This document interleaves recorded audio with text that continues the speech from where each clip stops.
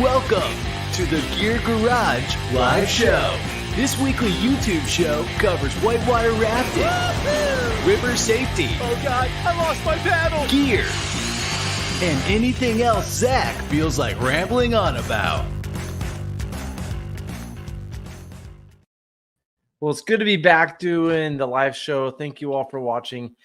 This is a show I try to do every week on Tuesdays at 2 p.m. Today is a Wednesday, but here on out, I should be here on Tuesdays more. So hopefully there's more shows coming up. I do it live on YouTube. It's meant to be a YouTube live show. If you're listening to this as a podcast, I apologize. You're going to miss a lot of value, but I don't know. Maybe listening to it's good enough. There's a lot of questions today, so I'm just going to get right into it. The first thing I want to do before I get to questions is talk about this knife that somebody suggested to me on the last show. And I get a lot of people tell me, try this knife, try that knife, because I've recommended a lot of knives. And just for all of you that don't know, I'm a huge fan of the Gerber Easy Out Rescue Knife. I have it right here. I also like a lot of Spyderco knives. The Spyderco knives are, I think, better, but this is just a solid knife. And I think it's like, I don't know, $50, something like this. And in the last show, somebody suggested I try this knife that's on Amazon, the Maxim saltwater lockback knife. So I have it here unopened. I'm going to try it out. I'm going to pull it out and just tell you my quick thoughts on it. I think it was like, what is it, like $20? Let's look. Oops. Let me show. It's $24.48. So that's a pretty sweet deal for a knife. And I have it right here. I'll open it for y'all. And, it's about the same size. My first impressions, just really quick, is it feels a little chintzy, and it is. It doesn't open as clean as the Gerber. It opens with one hand. It's just the action just sticks a little bit more. But I do like the blade. This is a nice serrated edge, if you can see here. Way better than an NRS or a lot of like the silly dive knives that people use.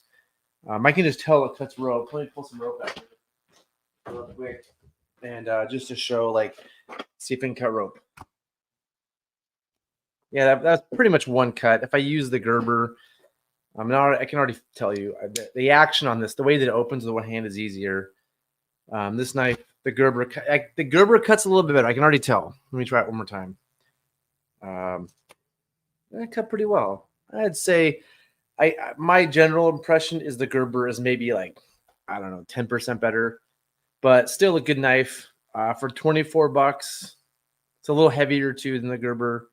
For $24, if you're a great replacement. If you have an NRS knife and you want to get rid of it because you maybe think it's not very good, then this might be a good, cheap alternative.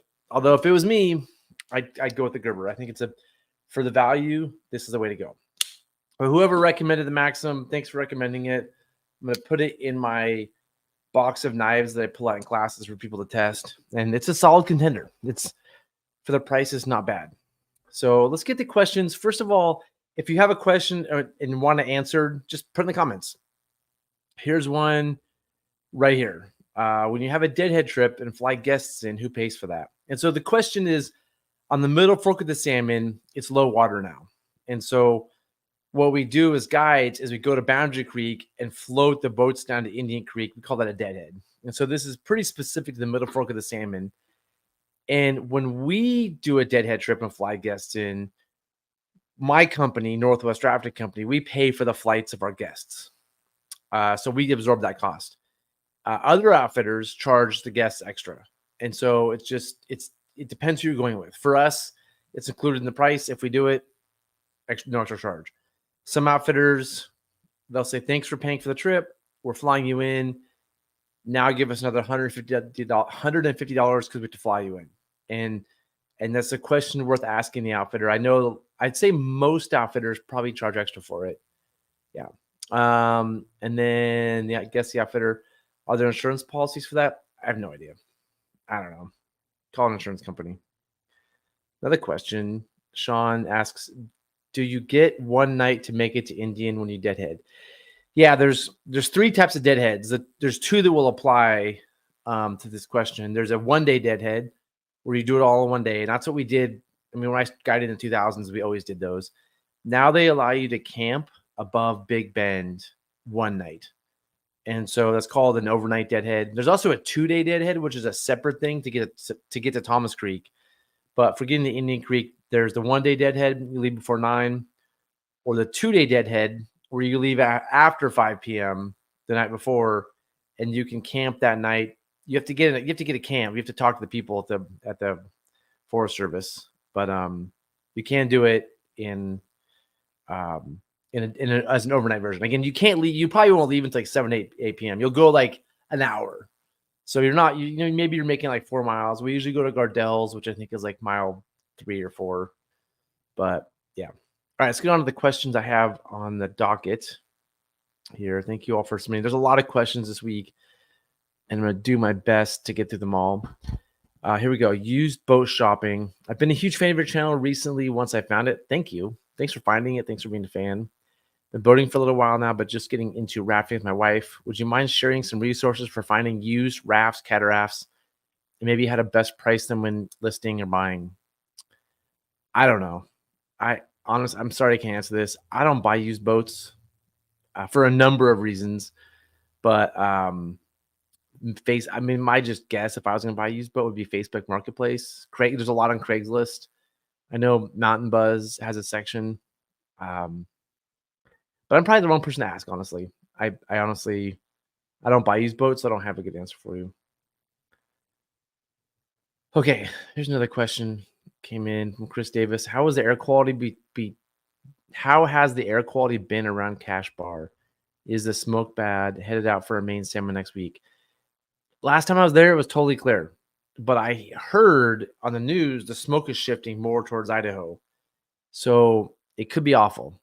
I think there's not a lot of fire. There's some fires in the region of Cash Bar. There's some fires near Salmon. But I think the amount of smoke you'll get on a Middle Fork Maine trip or anywhere around there is super dependent on smoke coming from Oregon fires.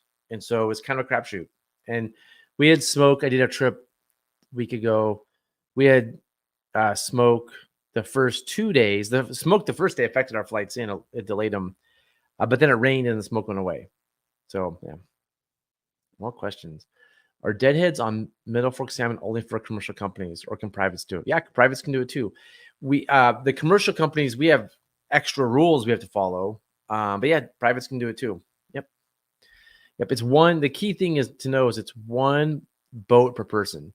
So you can't fly you can't like have this everybody come in on the deadhead. The deadhead's allowed the deadhead is set up so the boats can get down to safe flights. So if you can't bring your whole group, so people have to fly in if there's more than one boat per person. But for every raft you have, a person can go in. Okay, next question here. Hi, Zach. I was curious how you handle quickly disconnecting a rope from a raft after pulling it off a raft. The scenario being that the boat starts downriver and the carabiner can't easily be unclipped because it has some load on it, and you can't just swing to shore because some feature in the way. Would you just cut the anchor webbing? I mean, this is hard to answer because I'm guessing you had the situation happen, and every situation is different. I don't think I've ever cut an anchor web. I've been on a lot of rafts, like a lot. I mean, just to guess, like 30. I don't think I've ever cut the anchor webbing. So I don't think based on my experience and the times I haven't needed to. But if you cut the anchor webbing, I think that isn't. I'm guessing some people have like, you can't do that. It's unsafe. You're all gonna die. Like some rescue instructor is gonna be like, you can't ever cut the webbing. I don't know, as long as you do it thoughtfully, nobody's gonna get hurt. I mean, there's a lot of tension there. So when you cut it, like some weird stuff might happen. So I would make sure that nobody gets hurt. But cutting webbing's cheap. You can replace webbing. So as long as it's a safe thing to do, or at least responsible thing to do, you thought it through. Like if you cut it is like something in a bind and hurt somebody, I'm not opposed to it, but usually you don't need to. Usually you can undo a knot, you can move the prusiks, something can happen. Yep.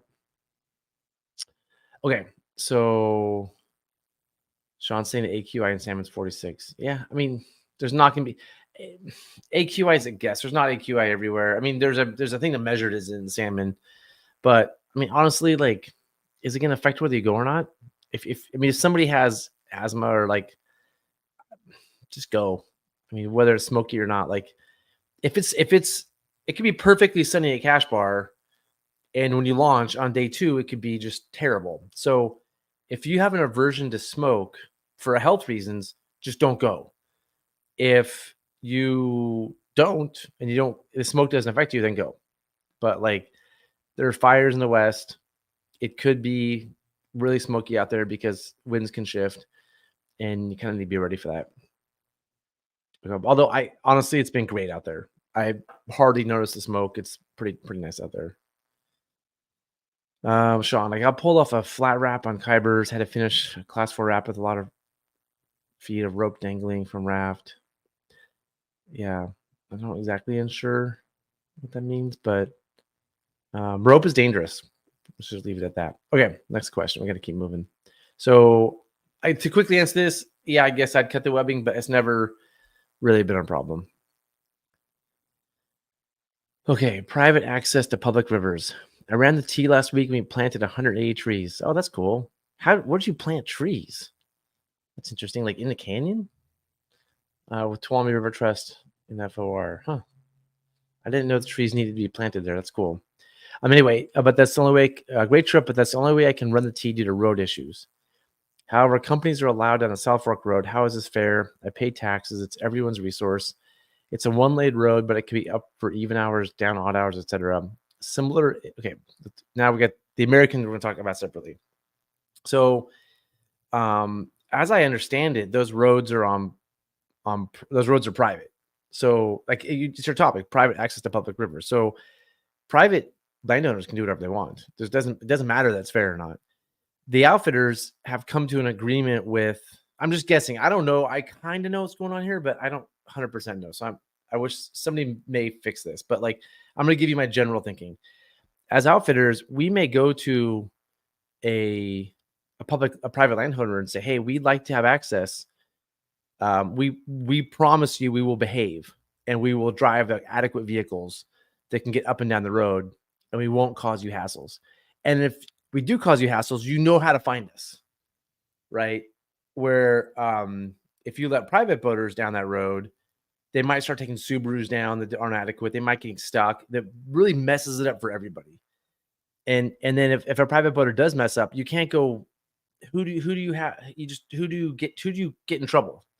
Like if a commercial company messes it up, like one time, they just say you're done driving down that road. We gave you a chance, you messed up, you're done. If one private boater messes up, I guess you could say no more private boaters down the road, but there's no responsible party. So maybe it's not fair, but I don't know. Life's not fair. It's just, I don't know. It's, I from what I understand though, is that the people who I think it's I don't know who owns the road. Somebody. I don't think it's Forest Service. Maybe it is. If it's Forest Service, then there's some. If it's public lands, then there should be more equality. But if it's private, it's private.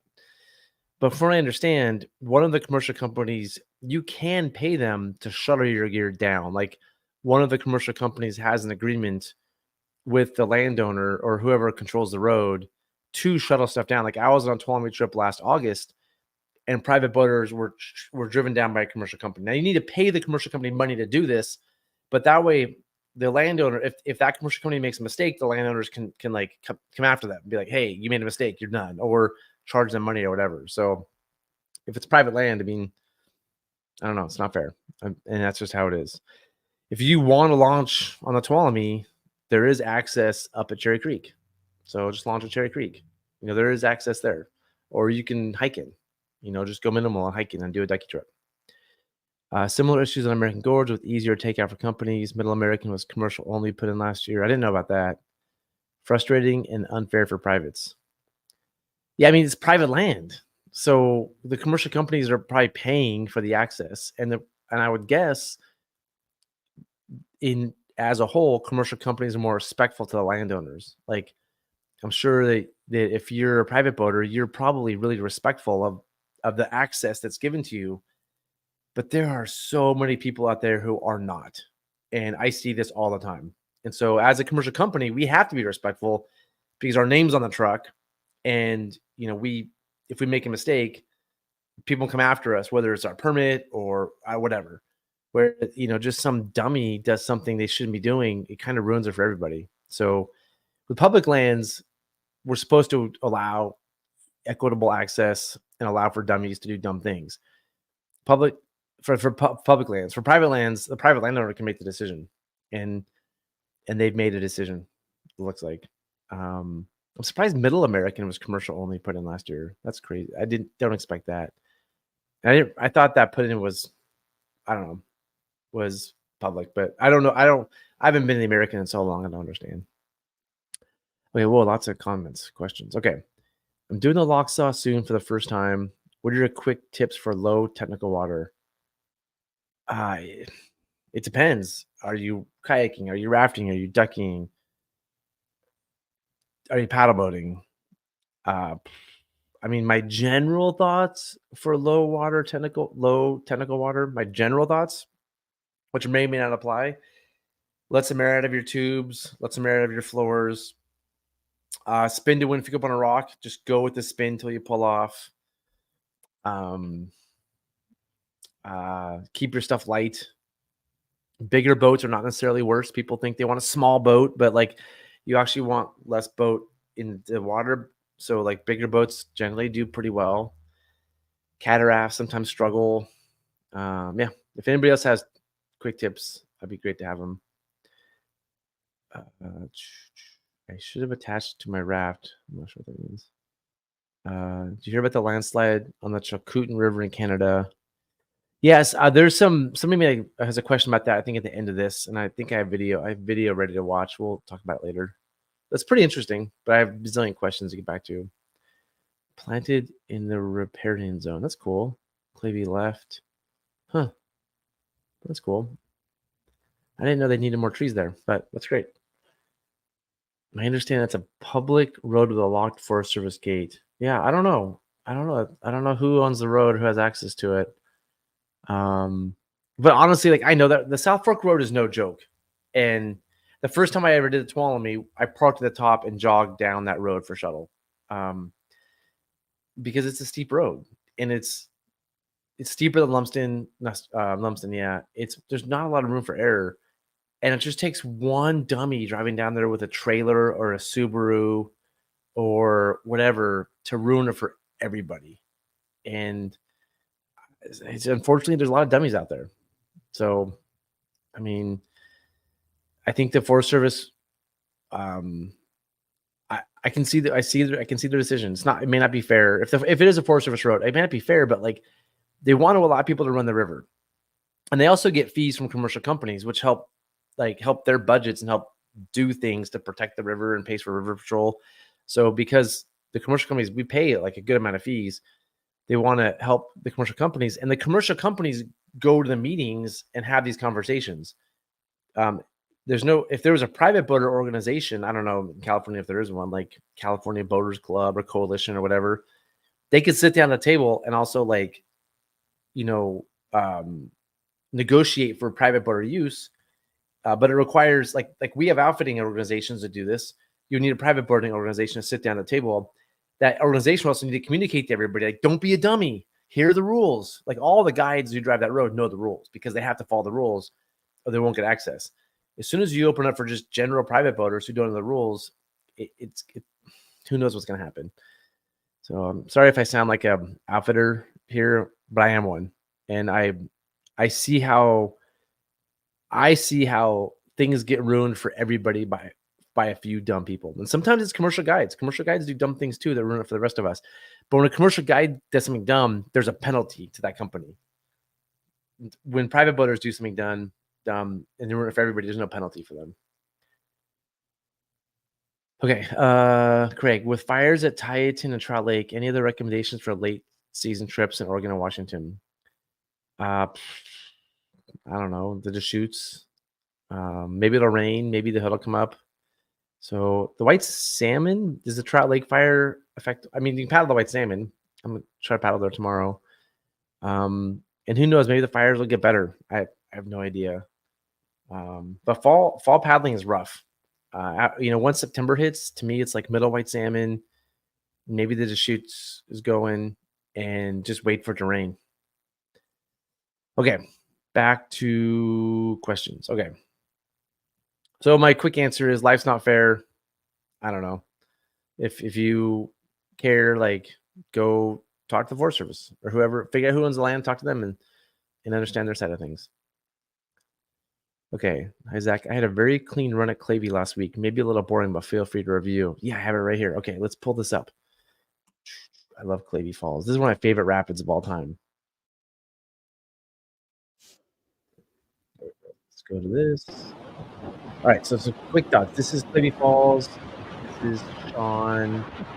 Okay, I love to talk about gear, and so I just want to point out some great things here.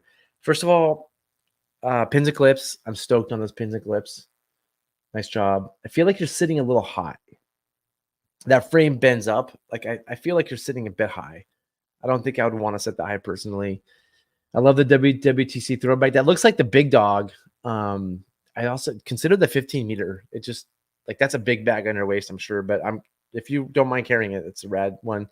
That 4.6 PFD, like it's a rescue PFD, but has great flotation. Nice job on that. And I'm not a big fan of these Carlisle oars, but you probably have a reason for that. Those are my quick thoughts about gear.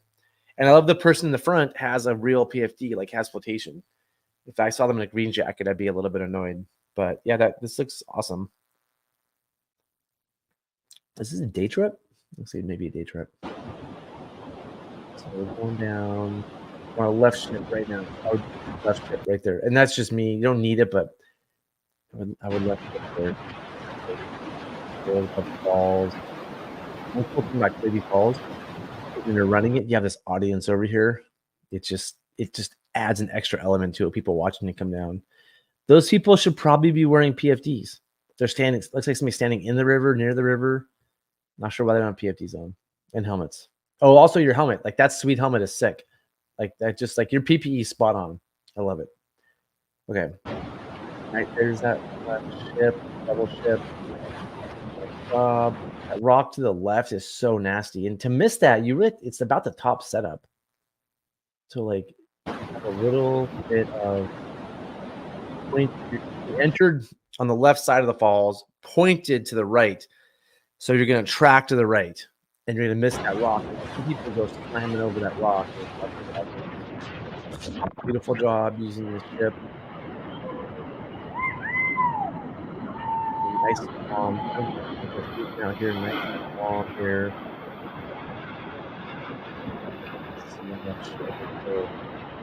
Drop. In the walls, not a big deal. Get over hitting walls and rocks, not a big deal. Nice job pulling, not just pushing the time. Going in the combination. Maybe went down slow. Yeah, nice run. That's good.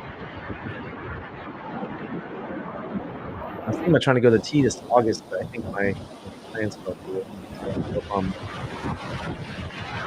Yeah, it's a big drop. This is a legit raft. This is in the middle for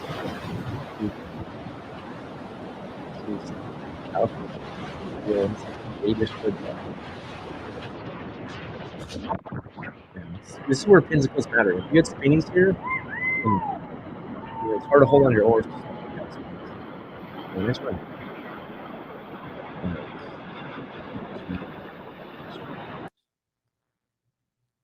All right, here we go.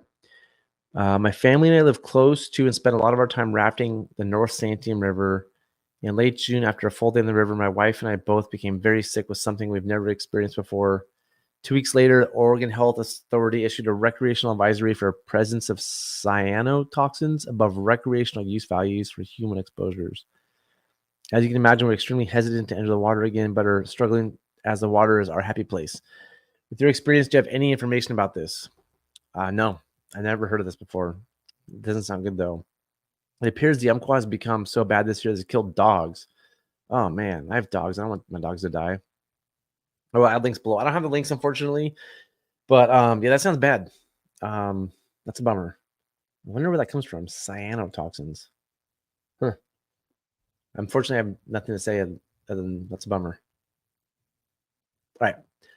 Moving on from scary boating experience. Hi, Zach. I've been boating almost 20 years. Guided 6 seasons in Upper Klamath. Upper Klamath is legit. 6 seasons there is pretty legit. In Upper Rogue, have made yearly trip down to Lower Rogue every season. Haven't had any incidents or close calls in a long time. Recently have started doing the mid-shoot at Rainy with good runs. Last week, my partner and I went through. My left oar popped out at the top after shipping forward.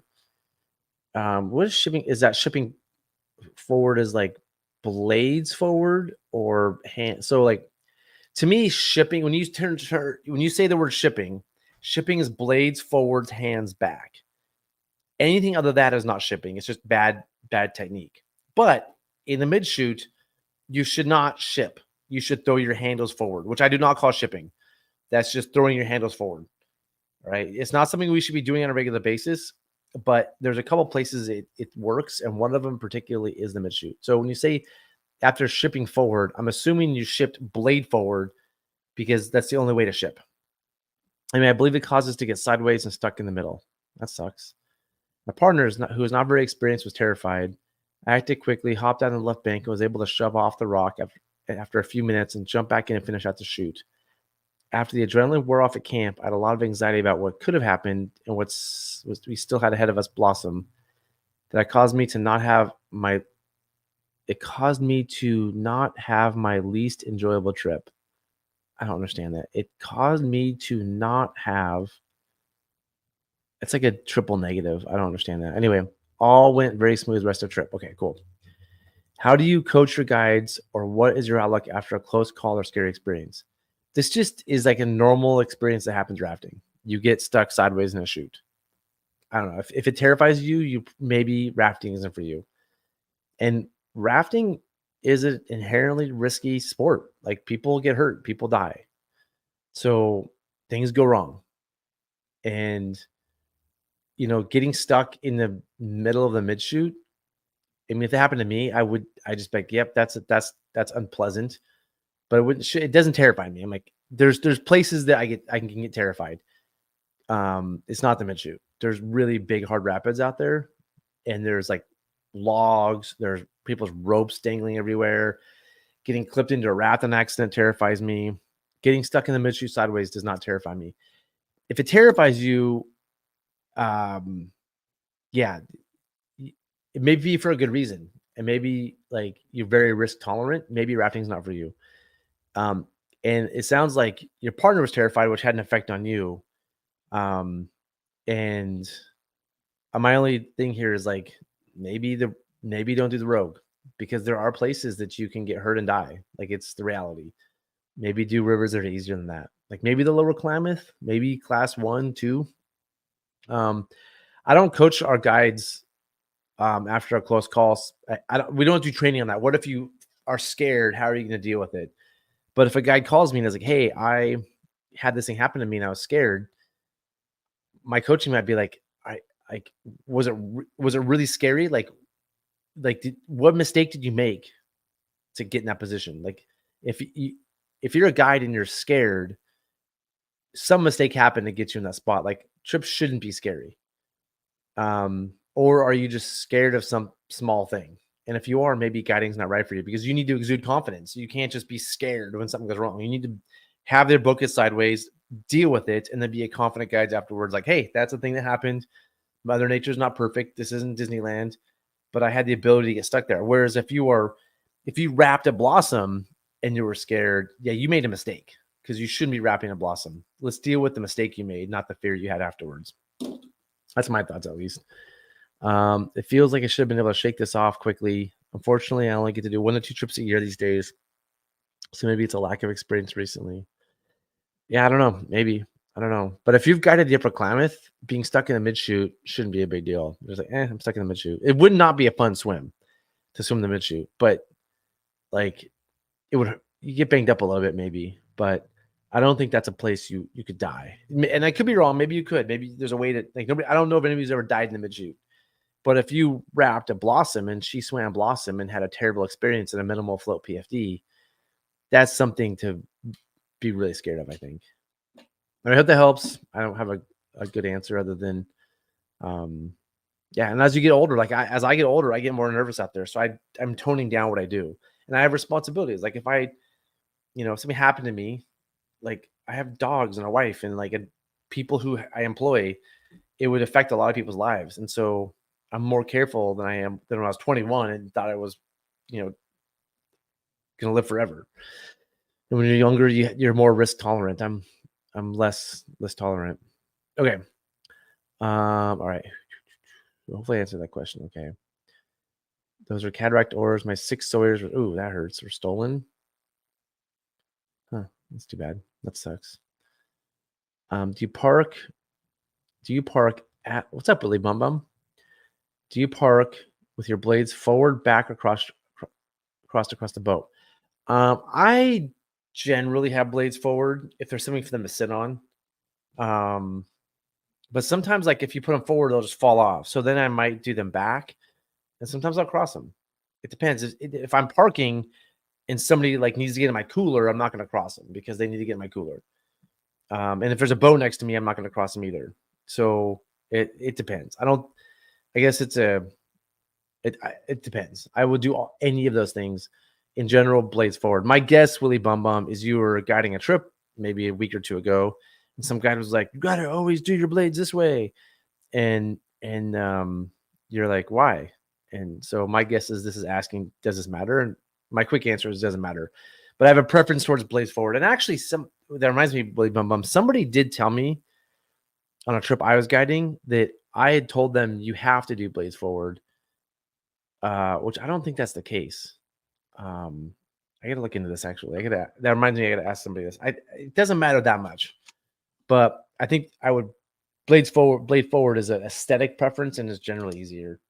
I'm making a note to look into one reason they might think I want blades forward. But the quick answer is I don't think it matters that much.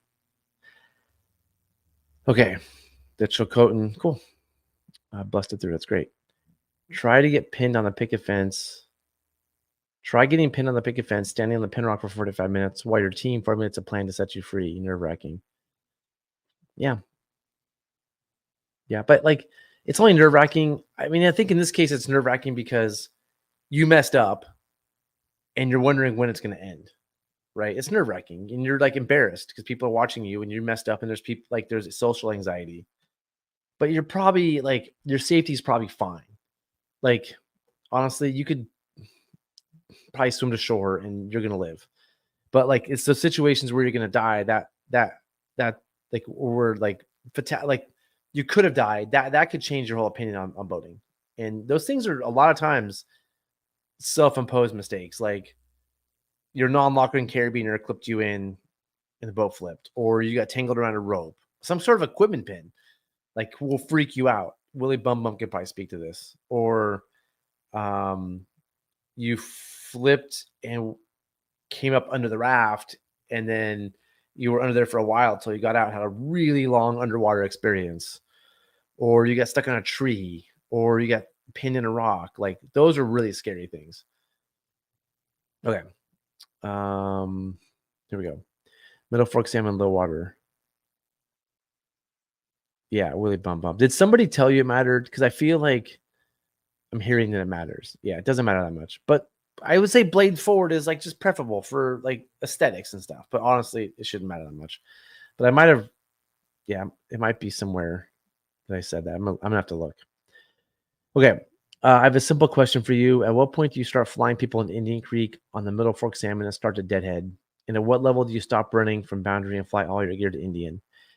Yeah, we've been talking about Middle Fork low water a lot at the beginning of the show. You know what? At 2.2 feet, that's where we start thinking about flying in. And it super depends on the guides and the guests. So like I've run from Boundary Creek with guests at 1.8 before because there was a solar eclipse we wanted to experience above Indian Creek. You can do it. Like you can run with guests from 1.8 with a good crew and guests that are gung ho. But you know, if the guests are like at least our guests, if they're like not super active or the guides are tired and struggling, you might do it at 2.2 or 2.1. So this year we ran from the top at 2.1 with guests because we have a great crew and the guests really wanted to run from boundary. So somewhere in that 2.2 is where we start thinking about it. below 2-1, you're usually going to do it. Stop running from boundary. And then, I mean, there's no level where we're gonna fly all of our gear to Indian. There's levels like at what like that's like the 1.9s, 1.8s, 1.7s, 1.6s, 1.5s. You start flying some stuff in. Like let's make the boats lighter. Let's fly in food boxes. Let's fly in ice coolers. Let's fly in drinks. Let's fly in charcoal, fire pan, kitchen calm. So you just like you slowly as it drops fly more stuff in depending on how the crew's doing. But I mean, somebody who's really good can get a pretty heavy boat down at 1.7. It can be done. It's exhausting because you're getting out pushing sometimes and getting stuck here and there, but like it can be done. Okay. Anyway, I see from your most recent video that you were deadheading at 1.8. Yep. Curious what your thoughts are about the decision to fly guests into Indian Creek versus running them from the top. Yeah, I mean it depends on the guides, depends on the guests, depends on how much stuff they have. Like if they all want fancy tents and like they're bringing, you know, thousands of dollars worth of booze, it's a lot of stuff to get down. And so that way you might fly it in, or you're like, hey, this group just wants a more mellow trip. They don't want to be having these longer days. So it super depends on a lot of factors. There's not like a quick and easy answer. Maybe you can touch on the deadheading rules as well. From what I've gleaned from a couple of your previous talks about it, you launch at or after 4 p.m. the day before. You permitted launch dates and must get to Indian Creek by the next day. So that's I think totally incorrect, but I think I know what you're saying. That exact rule. So the rules, and if you want the deadhead rules, you should contact the Forest Service. I just want to say that, like, if you want the rules, I'm going to tell you what's in my brain right now that might be actually slightly wrong. So please don't go to Boundary and be like, well, Zach said, blah, blah, blah. Like, I'm just trying to remember the rules, and the rules that they're close enough. There's 3 types of deadheads. One of them is a 2-day deadhead at Thomas Creek, which isn't relevant here. One is a 1-day deadhead where you have to launch the day before your launch date. So you wrote the day before your permitted launch date after 4 p.m. No. It's the day before your permitted launch date. You have to launch before 9 a.m. And that's so that you don't affect trips launching from Boundary. Like a deadhead, the key to deadheads, the most important thing to realize with deadheads is when you're deadheading, you can't affect other people's trips who are launching from Boundary. You have to be away from them and not affect them. So you have to launch before 9 a.m. So people launching that day from Boundary on their launch date have use of the ramp, have use of the eddy. You're not there like 10:30, just like in their way. And so you can't affect their launch. So launch before 9 a.m. if it's the day before. You can also launch 2 days before in the evening, but you can't use the ramp until after 5 p.m. And if somebody's there that's launching the next day, you have to wait for them. Again, you can't affect people launching the next day. So if you pull up at like 4:55 and there's 3 rigs there, people launching the next day, you just need to relax and let them do their thing. And when they're done that evening, whatever it is, 8 p.m., you can then slide your boats down the ramp. But you are not supposed to affect other people. The earliest you can use the ramp is 5 p.m. You can launch that evening. Usually you're on launch by like 7, 8 p.m. And you can camp at a spot that's assigned to you by the Forest Service. Usually it's Gardell's, but there's other places you can camp. And then the next morning, get up and finish your deadhead and get to Indian. Some key rules are you can't stop at sites. You can't stop at hot springs. You can't stop and do common hikes. You can pull over for lunch, but it can't be like at a place a group launching from Boundary is going to use. So the key rule here is, and you can't stop below Pistol and have a party, which is a thing that has happened in the past. You can't go down there and just get drunk and like hang out. You got to like keep moving on to Indian Creek. And there's no time constraint when you arrive at Indian Creek, but you want somebody there at 4:30 to be part of the camp round robin. So I would say, like, to quickly sum up the deadheading rules, you can launch the day before 9 p.m. or 2 days before after 5 p.m. But whatever you do on the river, at the boat ramp, whatever it is, you can't affect other people's experience who are actually launching that day. So hopefully that answers that question. Okay, here we go. Willie Bum Bum comment. Brushes with death happen on the river. Yeah. Every river trip, regardless of class or duration, is a spiritual experience, some more so than others. Yeah. There's close calls happen, or like, yeah, I mean, there's getting stuck sideways in the mid chute, which I probably wouldn't call a close call, and there's like flipping in the mid chute and being under your raft through there. That's a close call. Yeah.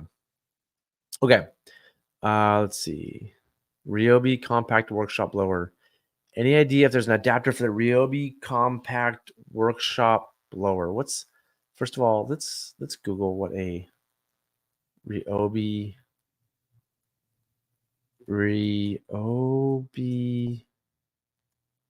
compact workshop blower is. This. Yeah, I mean, it's just a blower. Like, yeah, this thing. Yeah, I sell them. I'm the only person that sells these things. So if you go to my little shop, and this is actually a great place for me to have a commercial. Thank you for the question. If you go to blower adapters, which is the most common thing we sell because they're amazing. There's one right here.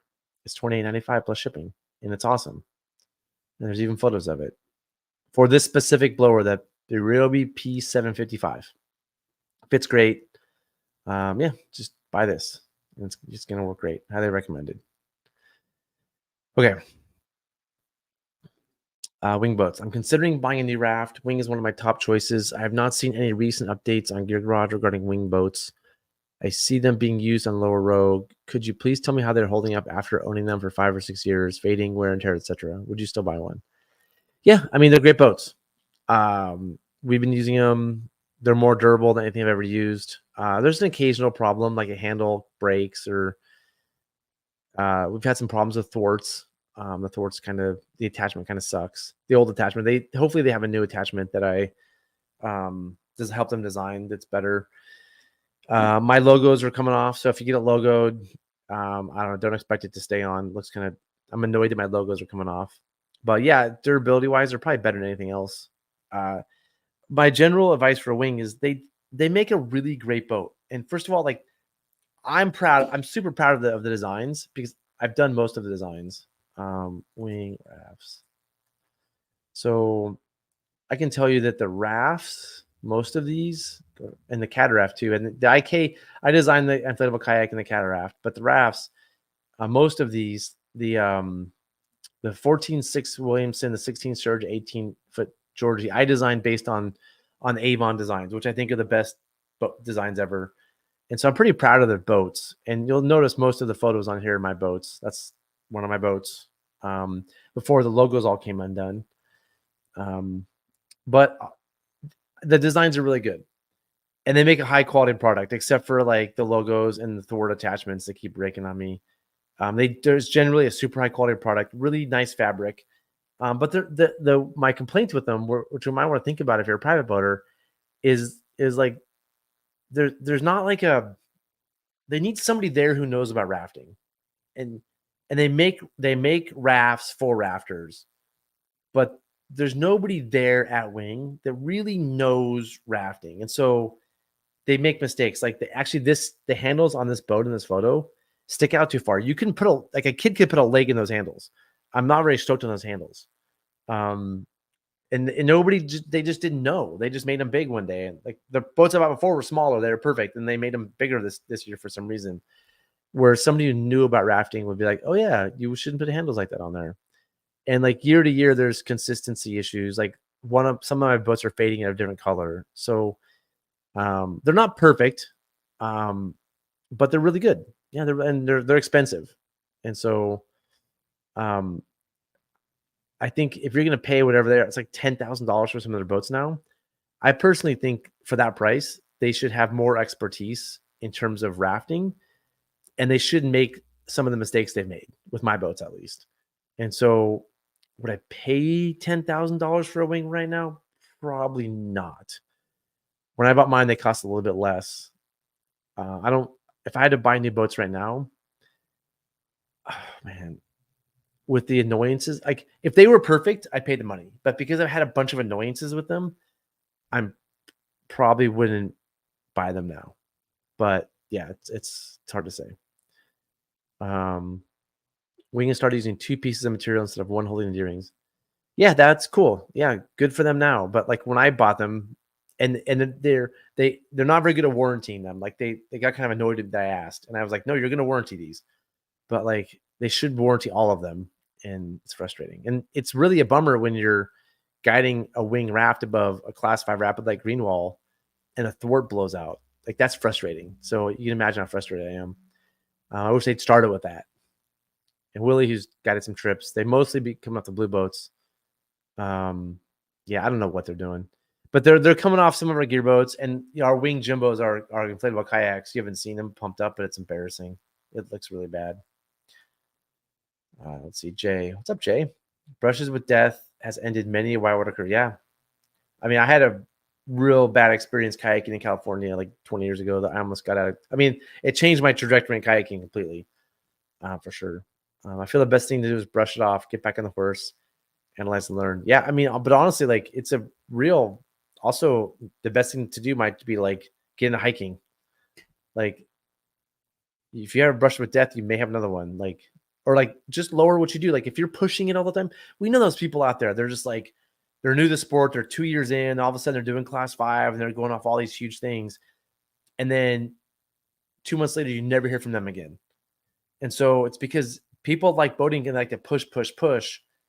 But they don't they like love pushing it, but they don't love like just floating and doing the class 3, 4.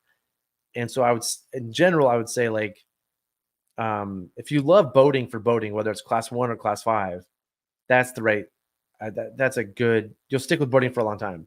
But if you keep having these near death experience because you're pushing the limits, maybe you should get into something else like I don't know, Legos or video games or something. But yeah, I mean, I think yeah, I mean, if you want to keep boating, you got to brush it off, but you don't have to keep boating. There's other things to do that are less risky. Okay, so the answer is, would I still buy one? Man, I don't know. I don't need to buy boats right now, and it will be if I had to buy boats right now, I'm not sure what I'd do. I like the boats; they look good, except the logo's coming off, and and two of them fading in a different. Like two of the boats are fading to a different blue than the rest of them, so it looks weird. And they couldn't year to year the logos weren't consistent. Like sometimes they tilted them different. I have a bunch of weird complaints, but but in terms of durability and just being awesome boats, they're really nice. Yep. Okay, I love your channel and all you put into it. Thank you. How do I find more people in the Rogue Valley that want to go rafting?